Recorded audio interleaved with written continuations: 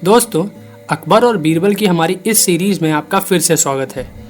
दोस्तों, जैसा कि आप सभी जानते हैं कि बादशाह अकबर ज़्यादा पढ़े लिखे नहीं थे, फिर भी वह बीरबल की बुद्धि से टकराकर उन्हें नीचा दिखाने का असफल प्रयास करते रहते थे और इसके लिए हमेशा उन्हें बीरबल के हाथों मुंह की खानी पड़ती थी। बीरबल से बार बार हार कर भी अकबर बादशाह को कभी बुरा नहीं लगता था, क्योंकि उनका मानना था कि तेज बुद्धि वाले इंसान से टकराकर हारने से उनकी ही बुद्धि तेज होती है। दोस्तों, बादशाह अकबर में यह बहुत बड़ी खूबी थी कि वह अपने आसपास की हर बात को जान लेना चाहते थे। इसलिए वह एक मुसलमान होने के बाद भी बीरबल से रामायण, महाभारत आदि की कहानियां सुना करते थे। रामायण महाभारत की कहानियां सुनने में अकबर को बहुत ही आनंद आता था। इसलिए वह अपने दरबार में भी अपने सारे दरबारियों के साथ राम, कृष्ण, अर्जुन, भीष्म आदि के चरित्र के बारे में बातचीत किया करते थे। यह सिलसिला बहुत लंबे समय तक चलता रहा और इतने समय में बादशाह अकबर ने बीरबल के मुंह से रामायण, महाभारत, गीता के साथ साथ हिंदू धर्म के सभी वेद पुराण आदि भी सुन डाले। वेद पुराणों के सुनने के बाद बादशाह अकबर पर उनका ऐसा असर हुआ कि उनका मन बड़ा ही शांत हो गया और वह गंभीर मुद्रा में रहने लगे। लोगों से बातें कम करने लगे। दरबार में होने वाली बेवजह की बैठकें बंद हो गईं। बादशाह दरबार में आते थे और दरबार के जरूरी काम निपटाकर वहां से चले जाया करते थे। बादशाह अकबर के इस बदलाव को देखकर दरबारियों के साथ साथ उनकी बेगम साहिबा भी परेशान रहने लगी। परंतु बड़ी कोशिशों के बाद भी ये बात कोई नहीं जान पाया कि आखिर बादशाह को हुआ क्या है। मजबूर होकर बादशाह की बेगम राजा बीरबल से जाकर मिली और उनसे बादशाह के इस बदलाव के बारे में जानने की कोशिश की। परंतु बीरबल ने कहा कि वह खुद बादशाह के इस बदलाव से बड़े चिंतित हैं, क्योंकि काफी समय हो गया है तब से बादशाह ने उनसे कोई भी छेड़खानी नहीं की है। एक दिन दरबार में बीरबल सहित सभी दरबारी परेशान होकर बादशाह अकबर के इस बदलाव के बारे में बात कर रहे थे कि तभी बादशाह के महल का एक सिपाही वहां आया और राजा बीरबल से कहा कि आपको बादशाह ने अपने महल में बुलाया है।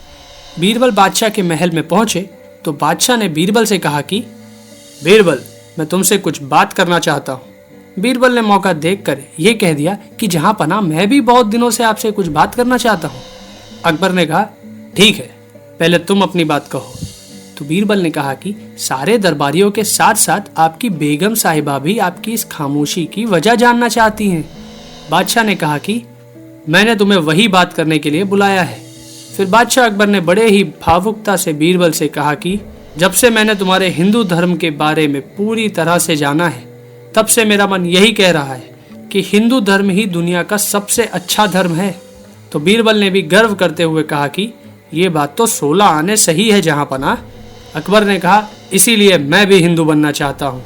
बादशाह की बात सुनकर बीरबल बुरी तरह चौंक पड़ते हैं। बादशाह कहते हैं कि बीरबल, तुम कोई ऐसा रास्ता निकालो जिससे मैं हिंदू बन जाऊं। बीरबल इस संकट की घड़ी में बड़ा ही सोच समझकर बादशाह अकबर से कहते हैं कि इसके लिए आपको 2 काम करने पड़ेंगे जहां पना। बादशाह अकबर ने कहा कि इसके लिए मैं कुछ भी करने को तैयार हूं, बोलो क्या करना होगा मुझे। तो बीरबल ने कहा कि जहां पना, पहला काम तो ये है कि आप फिर से पहले जैसे हो जाइए। अकबर ने कहा, ठीक है, और दूसरा क्या काम करना होगा। बीरबल ने कहा, दूसरा काम यह है जहां पना, इस काम में थोड़ा समय लगेगा, बस आपको समय का इंतजार करना होगा। बादशाह ने कहा, ठीक है, मैं दोनों काम करने को तैयार हूँ। उस दिन के बाद बादशाह अकबर तो पहले की तरह हो गए, जिससे उनके सारे दरबारी और उनकी बेगम बड़ी खुश हो गई। परंतु राजा बीरबल हर दिन के गुजरने पर परेशान होते जा रहे थे। उन्हें समझ नहीं आ रहा था कि वह बादशाह अकबर को हिंदू कैसे बनाए। जब बहुत दिन गुजर गए तो बादशाह अकबर ने बीरबल को बुलाकर कहा कि मुझे हिंदू बनाने के लिए अभी और कितना इंतजार करना होगा।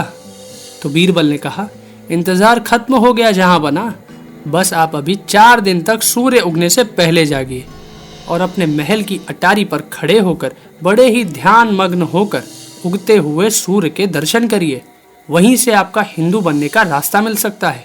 बादशाह ने कहा, ठीक है, मैं कल से यही करूंगा। बीरबल के कहने के मुताबिक अगले दिन बादशाह सूर्य उगने से पहले जाग गए और अपने महल की अटारी पर आकर ध्यान मग्न होकर पूरब दिशा की तरफ देखने लगे। उसी समय उनके महल के पास बहती यमुना नदी में एक धोबी अपने गधे को जबरदस्ती नहला रहा था, जिसकी वजह से गधा रेंगता हुआ भागने की कोशिश कर रहा था और धोबी उसे डांट डांट कर रोक रहा था। इन दोनों के शोरगुल से बादशाह अकबर का ध्यान बार बार भंग हो जाता था, परंतु उन्होंने किसी तरह उस दिन उगते हुए सूर्य के दर्शन किए। दूसरे दिन बादशाह अकबर फिर सूर्योदय से पहले जाग गए, तो फिर उस गधे और धोबी की आवाज ने उनका ध्यान भंग कर दिया।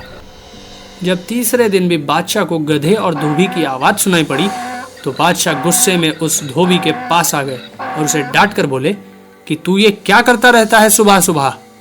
तो धोबी ने कहा, हुजूर, पिछले 10 दिन से मैं अपने गधे को रगड़ रगड़ के नहला रहा हूँ, जिससे कि ये गधे की जगह एक अच्छा घोड़ा बन जाए। धोबी की बात सुन बादशाह अकबर चौंक जाते हैं और कुछ सोच कर कहते हैं, मैं समझ गया राजा बीरबल, अब तुम्हें गधे को नहलाने की ज़रूरत नहीं है। तो दोस्तों, अकबर और बीरबल की ये कहानी आपको कैसी लगी अपने कमेंट्स हमें ज़रूर शेयर करें। साथ ही इस वीडियो को शेयर करना और हमारे चैनल को सब्सक्राइब करना भी ना भूलें। धन्यवाद दोस्तों।